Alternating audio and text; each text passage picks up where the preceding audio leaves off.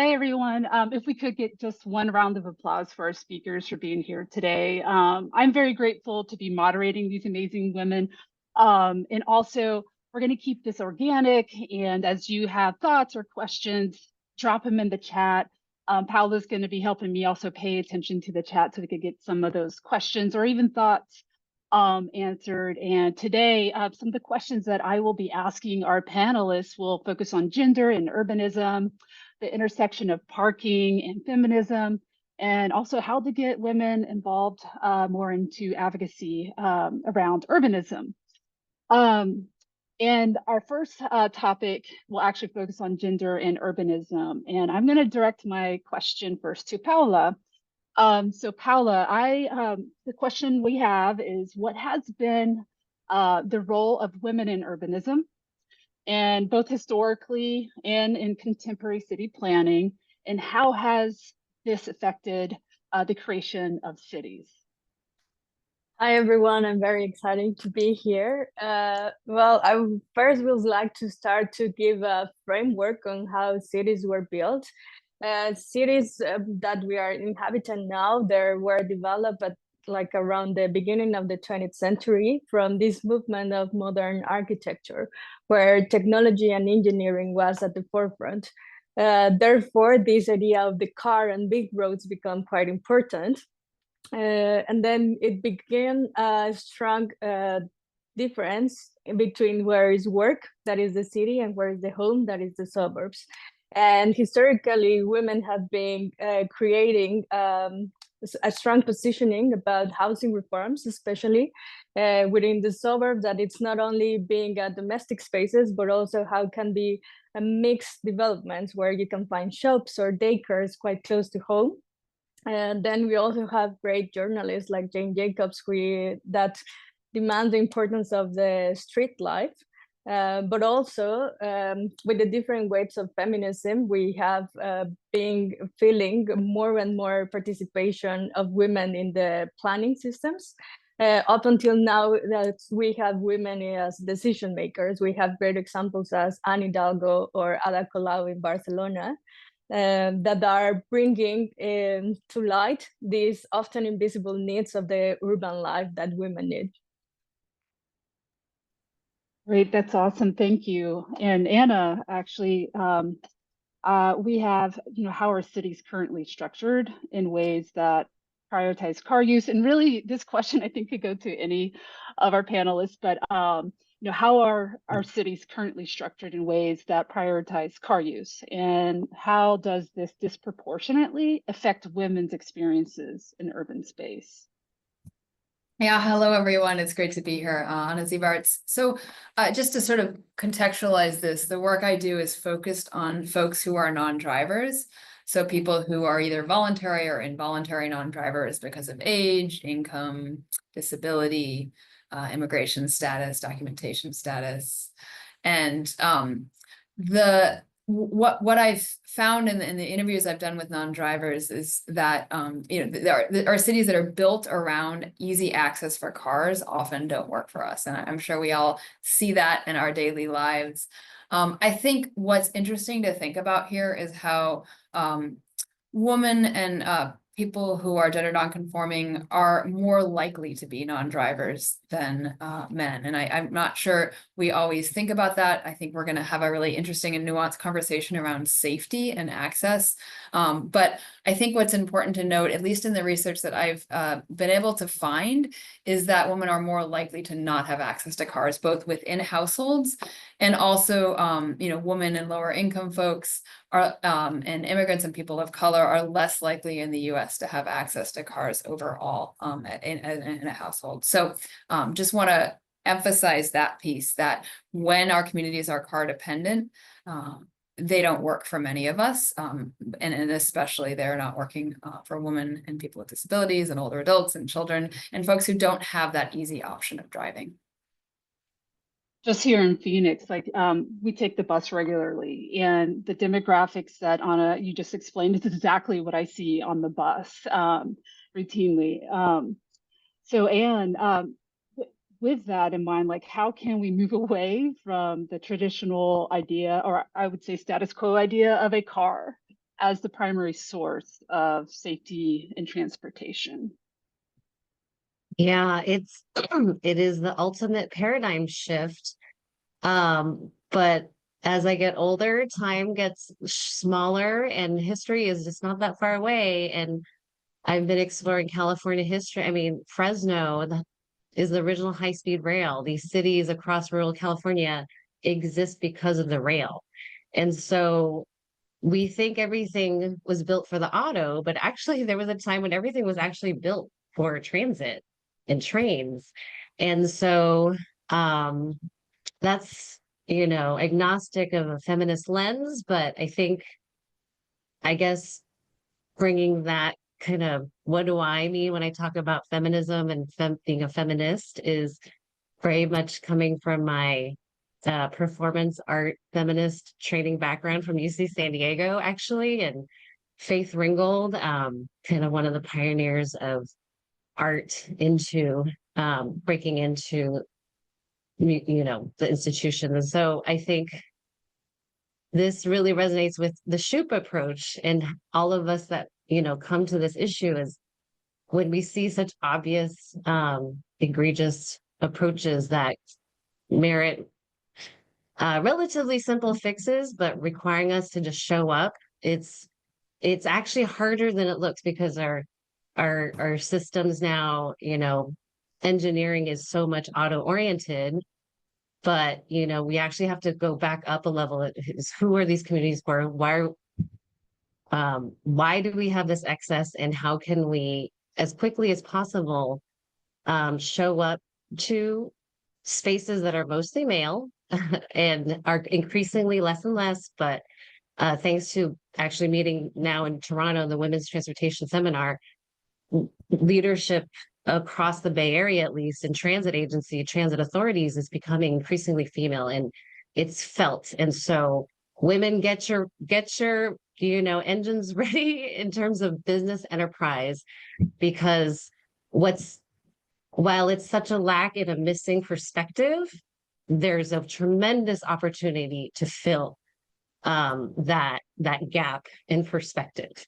And we will all benefit when we have lots more women, businesses, and educators and decision makers. And so this is, I think, why we're all so excited, to come together and see parking as an opportunity to transform into all these other places we're so lacking, and that would enable freedom of movement, freedom of safe, secure movement by, especially women, but turns out that benefits everyone. I know here in Phoenix, when we attempted to pass parking reform a couple of years ago, it was interesting that the opposition to it often referred to parking lots as a safe place. Like, we need parking lots to feel safe for where we, park, and how we get to our vehicles. And it's so interesting because you mentioned, a lot of spaces are designed almost like with it's a more masculine, or even, I would argue, aggressive type feel to it. And I think of that all the time with commercial parking lots. It's like, it's a really weird place to be a human in a commercial parking lot, especially if you have kids. And you have to schlep all this gear yeah. between the place you're trying to go and the vehicle itself. Like, it's maddening because, the destinations, they just require building housing where people want to live. Mm-hmm. But that's inherently part of the American story of zoning and segregation. Mm-hmm. And so therefore obviously shows up in then the parking, and everything's intended for moving between zones and not mixing. Yeah, and that's gonna like segue into our conversation about policy, that we want to talk to that point of what you were mentioning, Anne. And I'm really just kind of looking, as our panelists describe the built environment, thinking about really how aggressive parking lots really are, and then everything that's designed around the automobile.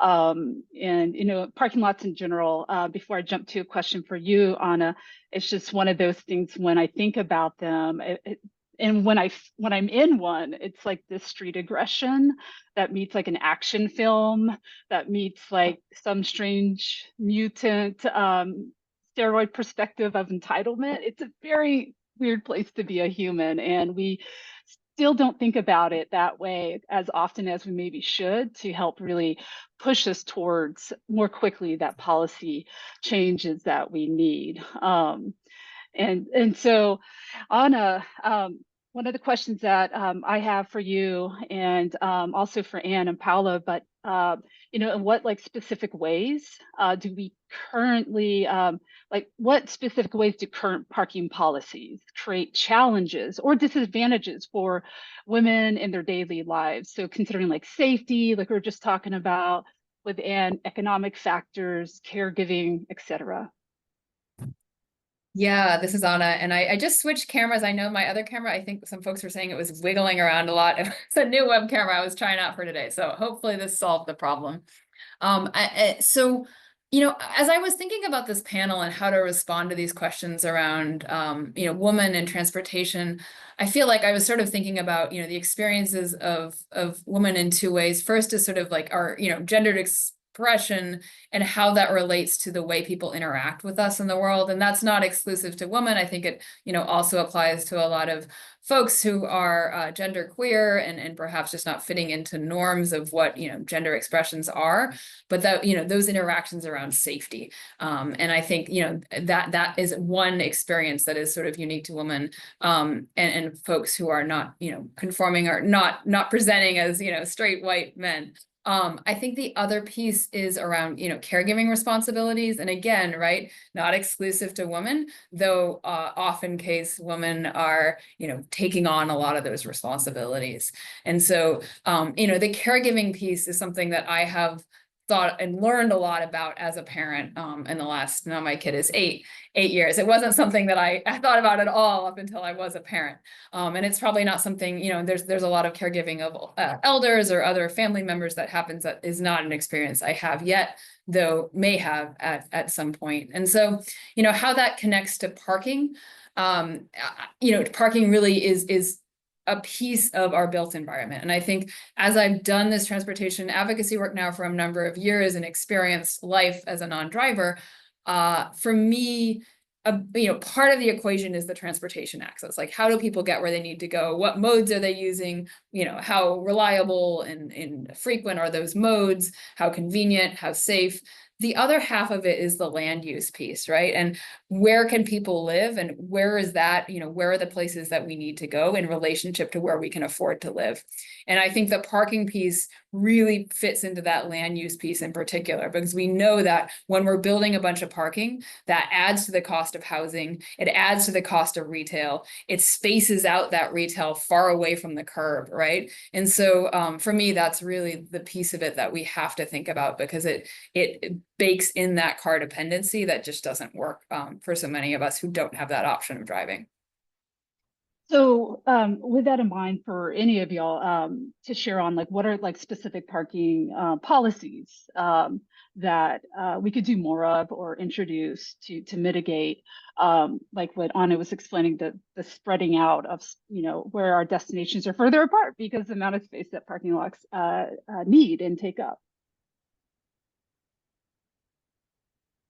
We have a polite panel, so I'm going to call on Paola. Yeah, I mean, I can say two that come right into my mind. So the first one, here in the Netherlands, they tried entirely to avoid like single uses. So even though if it's a parking, at least the ground floor needs to stay accessible or needs to be a second use. So this idea of the 24-hour city can still be applied. So that's one. And then the other one, there's also the intangible part. So taxes, for example, in here it's very, very, you can get like tax reimbursement if you cycle to work. So all of these other parts where the leaving the car behind can be a part to promote different modes of transportation.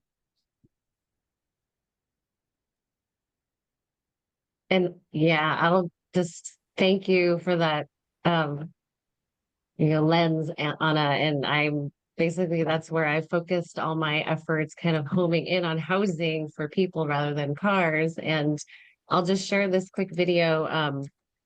If you look at the landing page of the Connect tool, there's a 3.5 minute video, and it just tells that story about if in Silicon Valley, if we can have less parking, we can get developers to purchase 40 years of free car share pass, bike share to transit passes, really. And so residents, in a bunch of communities across Santa Clara County, across the Bay, because our transit systems offer the equivalent of a bulk pass, bulk volume discount. If you buy 100 of them over a year, you get like 90% discount, and what a discount. And so having those products, transportation service products that developers can rely on to purchase. So that's been really kind of the building block of the Green Share program that's, cities have adopted into their code, and essentially trading off excess parking for all these other things. So, and slowly it's tipping that balance of, instead of requiring parking, we're eventually going to require free transit passes for all, and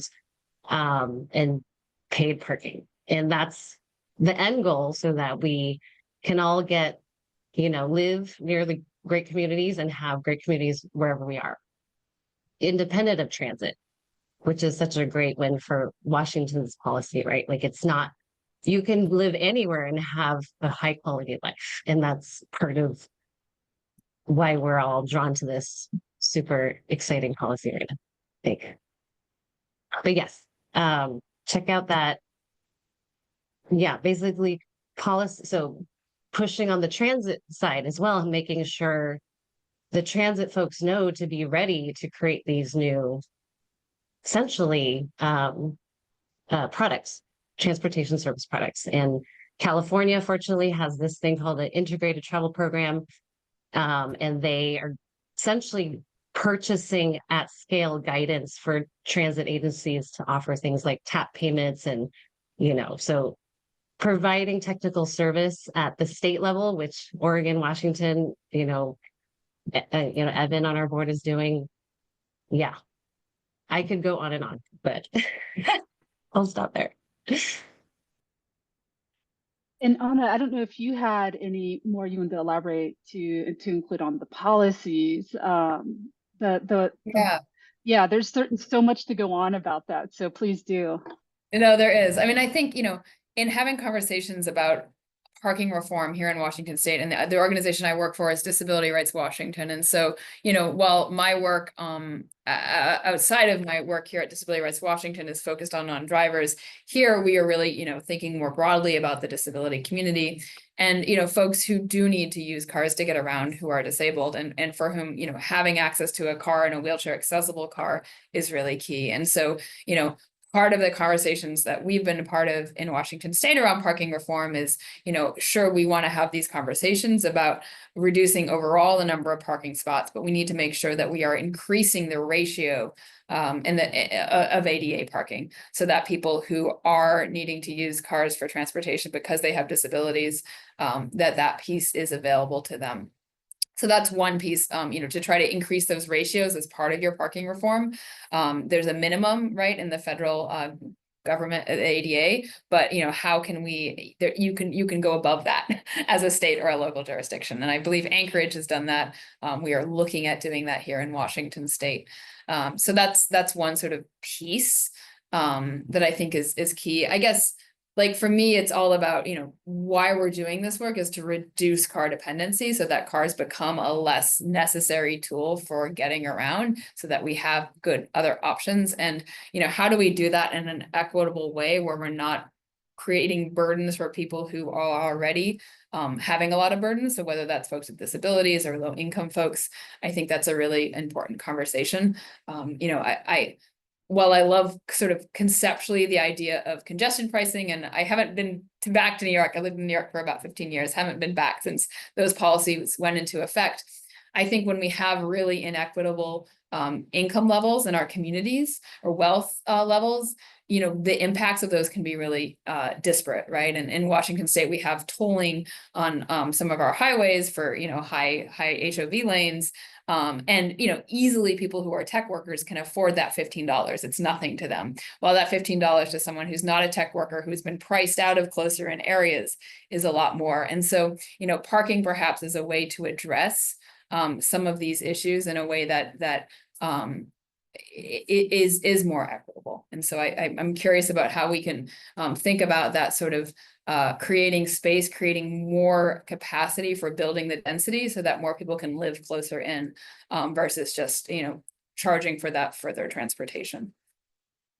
Yeah, with, in Phoenix, we're a pretty sprawl suburban like city. And one of those things that we hope will come in the near future is the reform of also not just with housing, but parking requirements for commercial space, because then I believe that will help lead us into having the opportunity to have more like commercial appropriate neighborhood type businesses.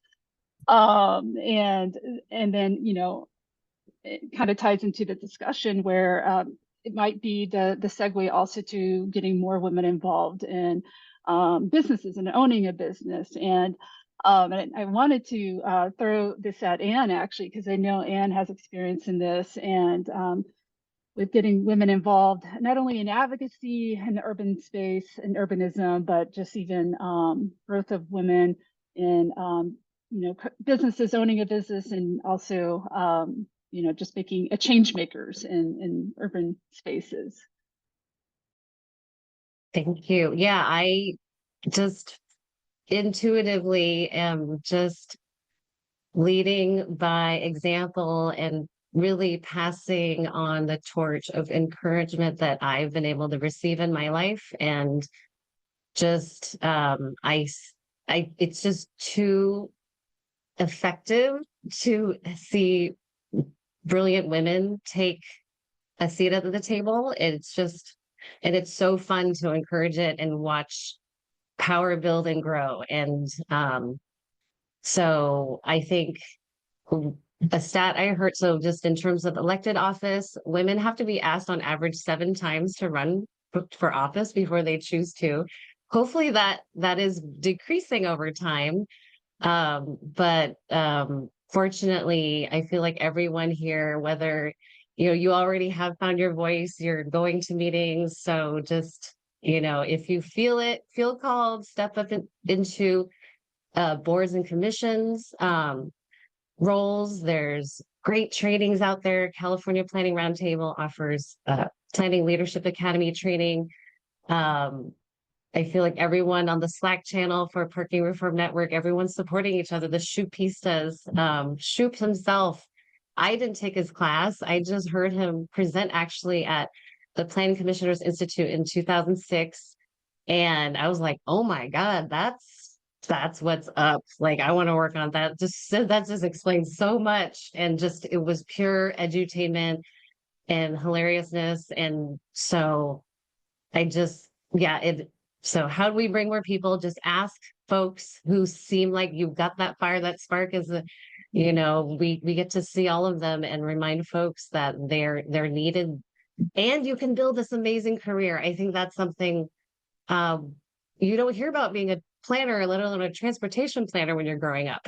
But it turns out when you're really curious and you're like determined to be free and go wherever you want in the ways that you want, and you realize, oh, it's humans that are creating all this. And the lack of women actually is limiting our vision of what's possible. And so it's just as simple as, so both, making space and bringing folks along, and then, and getting past that fear of, it's all it was mostly older white dudes. Now it's like more and more of a mix in the Bay for sure. And you have amazing allies like Tony Jordan looking out, and the Shoepista white dudes. Like there's really good people all over the world now through the network. And I think, I'll stop there. But yes, thank you for being such great role models, because practicing talking is really such a big piece of it.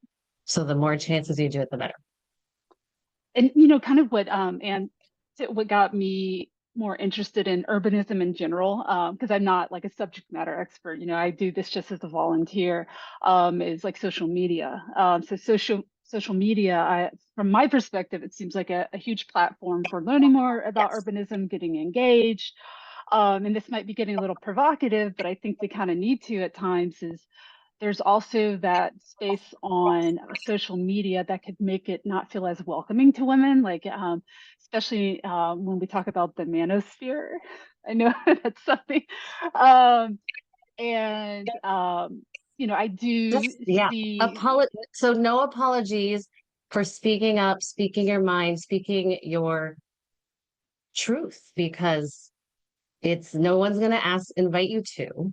But fortunately, city halls exist across the country, and 400 in California alone, and they're clamoring for people to come speak. Like most of these small cities, El Cerrito, Emeryville, like council has like one gadfly, and yet you can change the policy of a whole city.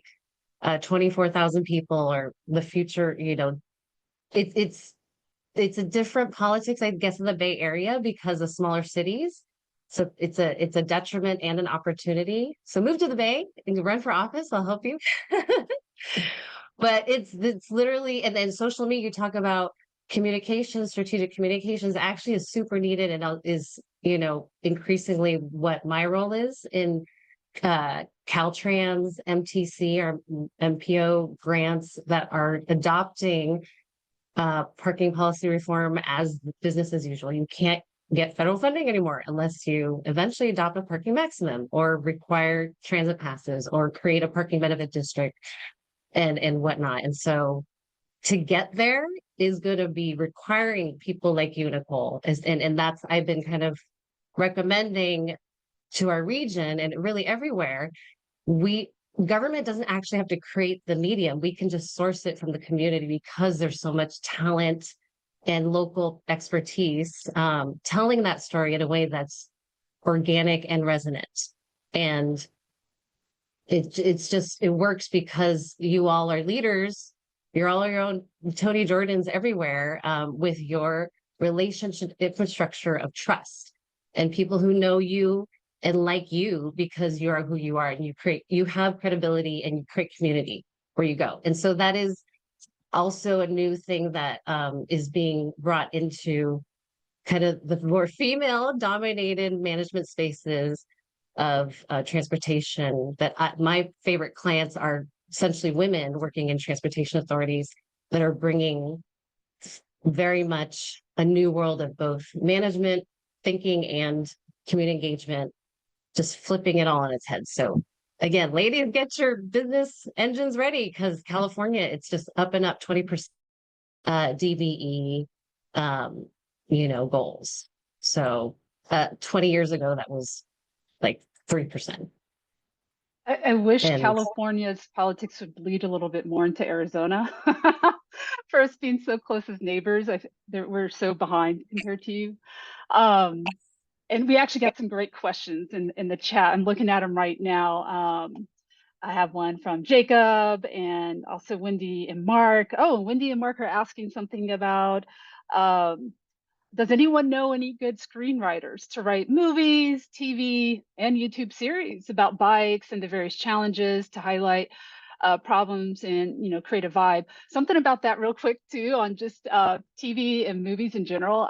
You know how at the beginning of movies and shows there's always that disclaimer about this show contains violence and drugs and smoking and other scary things, but it never says this movie contains driving. Or I mean, if we're being honest, it's like something maybe we start considering as it could be very violent. And a lot of these common things that we just also take for granted in film. So anyways, that was just something I often think about. It's like, hey, it says smoking because smoking's not good for us, but really it's driving. Why is that not up there?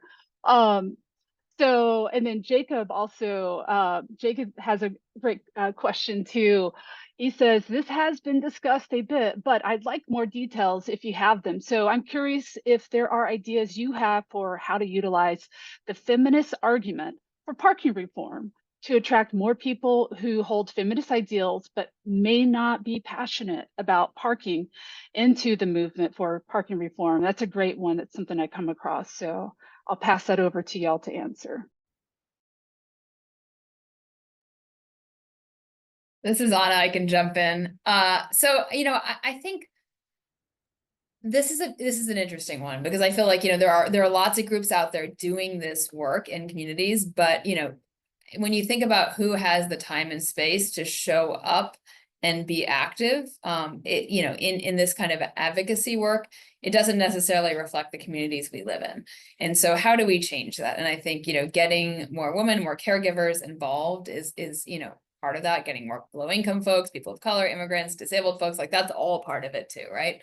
And there's, part of it's about making your existing, spaces more accessible to folks who maybe have different needs, whether that's disability or caregiving, childcare, or, as a parent, like any evening meeting for me in weekdays is basically impossible. And so, and that makes it really hard to do sort of traditional advocacy work that happens, in evening meetings. So just being really aware of those sort of limitations.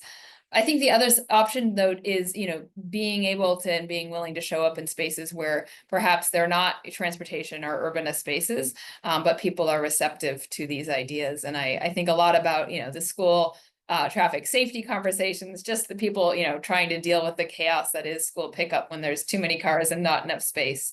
And how can you, if you are, interested in engaging with people who are involved in a lot of caregiving activities, that's a really good place to start to be involved. I know, my kids' school, the principal cares very deeply about parking and transportation, because that's what most parents complain about, is those school pickups and drop-offs. And so that's sort of been, one of her priorities as a principal for the year, is how to fix that problem. And so, I think that's sort of a natural space to tap into. And it may not feel comfortable if you're not a parent yourself. How do you get into that space and have it feel like a space you can be in? But, connecting with people there who know, who are parents and caregivers, and have a lot of insight around how car dependency is failing very, very evidently in pickup times is a good place to start. So Paola, I'm curious, with you having lived in Mexico City, which is car dominated, right? And now living in Rotterdam, Netherlands, just the feel, I guess, you as an individual, and just the dynamics of, do you notice a difference even in how women use the built environment in Mexico City compared to like in Rotterdam, for instance? Yeah, definitely. I think mainly in Mexico City, there's this rush from going to A to B. So everything in between, you just completely forget about it. And then in here, also, when you leave the car behind, you have this option to have more complex travel patterns. So you can go and stop at the supermarket, and then you can have a rest in the park. So, or then you can spontaneously have a stop at the shop. So I think also living this car dependency brings you to actually enjoy the city, to experiment it in a different speed, to slow it down, and also to understand and hear that everything is also bicycles. Understanding how these safety rules, I mean, the Netherlands is one of the countries that I think it's only like 10% of the population that ride a bicycle use a helmet. Also because everyone understands how vulnerable you are when you are bicycling, while you're biking. So yeah, I mean, it's basically taking out a person from this like metal shield into a complete vulnerability. And then when you are on the other side, you understand how all of these safety measurements and accessibility are needed. I know here, and I've seen this, on social media, and some of the groups where they, the way they get women introduced to getting out of the vehicle, getting out of their cars, and getting into public transportation. Because like with what Paolo was mentioning, we may not have in the US and a lot of our cities that type of infrastructure where it's just easy and convenient to, it's like a community type infrastructure, but there still exists those opportunities. And a lot of it's just education and introducing women into those spaces. And like there's these groups that will lead like a half-day event, like, hey, if you never used, the bus system, come with us and we'll introduce you to it and how to get your ticket, your bus pass, and how to understand the route system and all that. Because I often do hear from my friends who, being from Texas, in Houston and Dallas area, they do talk about, oh, the bus system is real scary, right?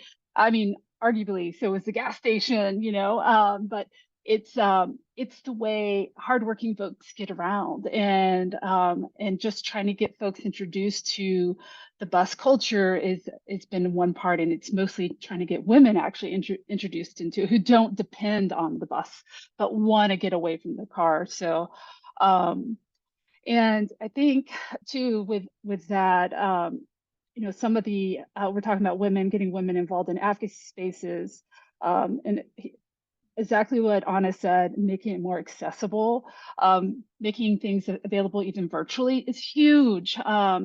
When the pandemic hit, city of Phoenix here, when we did our budget hearings, so many more women, because it was done virtually, were involved in the budget hearing, but also in areas where you have, like in Phoenix, we have a high Spanish-speaking population. When we made accessible for those folks who where Spanish is their first language, we made it easier for them to communicate at these budget hearings and city meetings. They were able to then feel more empowered and engaged and provide that type of communication, and then also learn more about some of the issues. So even language is a big part, especially for women. I know at least here in the Houston area and Phoenix as well. Let's see, I think we have, someone definitely agrees about kid drop off. It's totally a miserable, makes my bike commute both miserable and dangerous. And yes, it definitely is, as someone who, my family primarily bikes into downtown, and they often are near hits by parents trying to aggressively get in there and hurry up and drop off. But unfortunately, it still is like a very common way we take our kids to school. Let's see, what else do we have? So we do have a question that this could be a whole webinar series by itself. But we wanted to ask y'all, who are women or a woman that, or just someone who has, that you have been, where your personal issues with cities and transportation or parking has influenced your feminist perspective. So who's someone that has inspired you, that is from an urbanist background or is a big change maker in urbanism? And Paola, actually, if I could hand that over to you. Well, I mean, on the top of my mind, of course, it comes Jane Jacobs, but then apart from her, I think I will say Janet Sadid Khan. She was a former commissioner. Yeah, exactly. Street Fight. I think for me that was one of the books that changed my mind. I mean, it's also like self-explanatory, and it also gives you this idea of, okay, I need to get involved and get out there. So I think for me, her has been one of the best books and female transportation leaders that have made a change.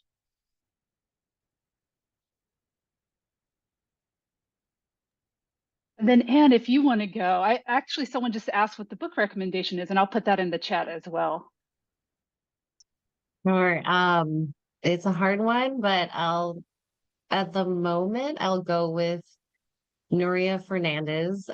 She is, it's really thanks to her that I could be a prime consultant and not have to chase down like a multinational firm full of guys usually to take me on and have to fight for crumbs. So essentially enabled me to start my business and really have that anchor. She just stepped down as the head of FTA. She was working at New York City Transit and then was the GM at VTA.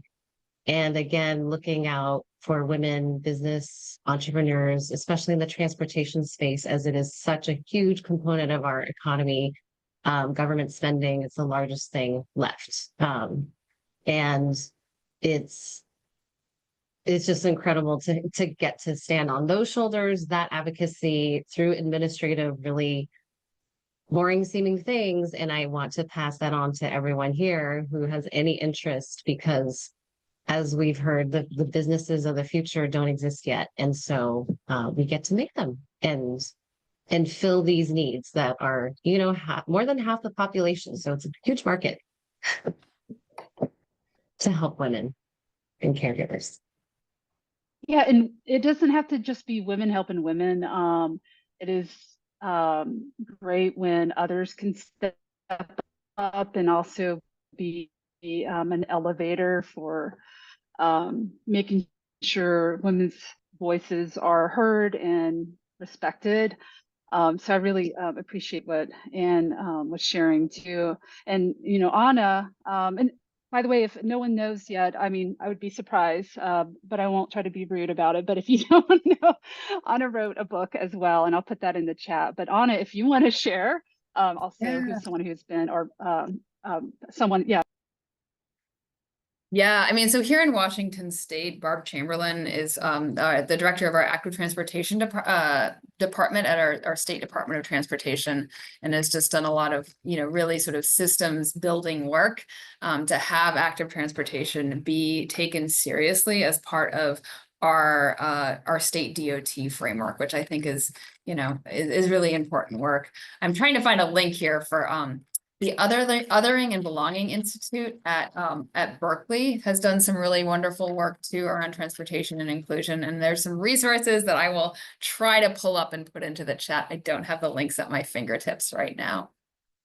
But yeah, they're sort of, I think, pushing the edge about how we think about transportation and inclusion and equity in ways that when I've heard people from their organization present, just, really helps expand my knowledge base. So recommend them. Yeah, one of the things I really, also just being an advocate was the jargon that gets thrown around in urbanism, and heard jargon thrown around more in a way that wasn't inclusive in trying to explain the situation, mostly from men. And that's the thing I love about what Paola talked about, Street Fight, is the author actually makes it very palatable for folks who are wanting to learn more about, and it's mostly about street transportation, but really on how it revolutionized, even had positive impacts on businesses, and that the economy was booming in these areas where it wasn't just car dominated. But she explained it so well in these ways that for someone like me made it easy to understand what she was talking about. And I don't always get that too often when I'm around men in urbanism. So that's just one of those things I noticed. And, I just wanted to throw out there too, another author it's an author, but also a change maker that's a favorite of mine, Angie Schmidt.